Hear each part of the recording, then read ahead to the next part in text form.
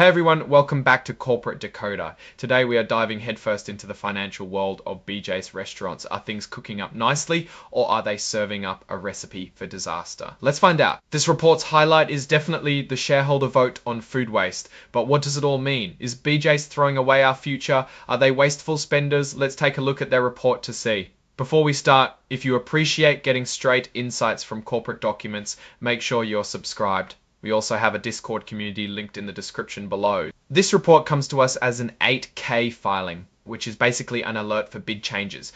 The date we need to remember is June 12, 2025, marking when some important company events happened. The company we are interested in is BJs Restaurants Inc. They're based out of Huntington Beach, California, and you can reach them at 714-500-2400-244. Let's dive into one big change: leadership. Lyle Tick, who recently became CEO and president, has now also joined the board of directors. This was part of his employment deal from last year, dating back to August 2024.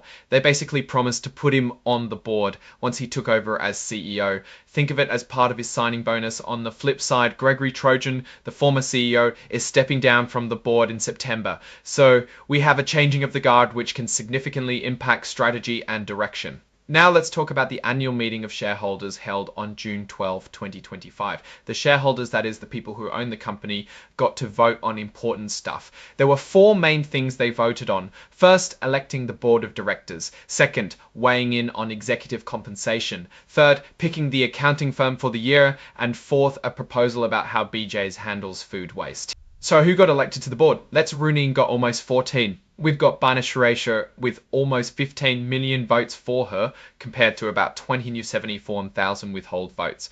Then James Del Pozzo, he had about 14 million for and 1.2 million withhold votes, meaning some people were not really happy with James after that. Noah Elbogen received almost 14.9 million votes of approval, compared to 362,000 votes against him. Celianne Ottinger had around 14.8 million for votes against 372,000 wanted to see someone else in the position in 2,000 withhold votes on C. Bradford Richmond saw around 15 million votes in his favour, while just over 200 tonight Ivancha had around 14.8 million for votes against third. After that, Noah Elbogen received Bradford 49 million for votes against 3272.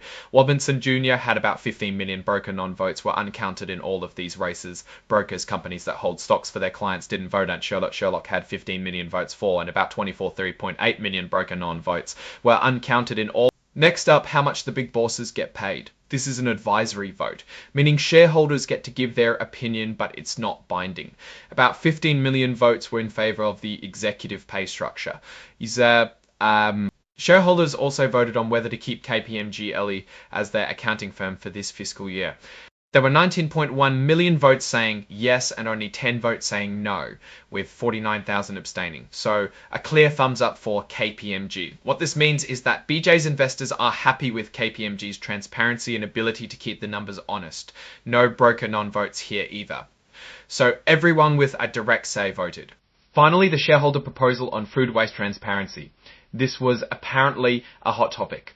The proposal asked BJ's to publish a report on how much food they waste, where it goes, and how they plan to reduce it. Most people voted no. Over 14.3 million votes were against the report, and just 764,000 voted for it. About 10,300 abstained, and once again there were 3.9 million broker non-votes. This proposal was not approved. So what could be the reasons for stopping this proposal?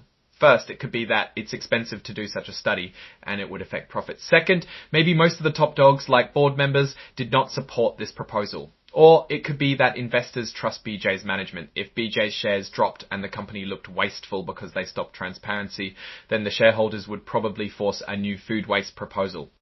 The report was signed off by Lyle Tick, the new Chief Executive Officer and President at. Alright, that's our breakdown of BJ's Restaurants' latest filing. What's your take on these numbers and what they signal for the company's future? Drop your thoughts in the comments. If this analysis was valuable, hitting that like button really helps, and subscribe for more deep dives. Don't forget to check out the Discord in the description. Thanks for watching. See you next time.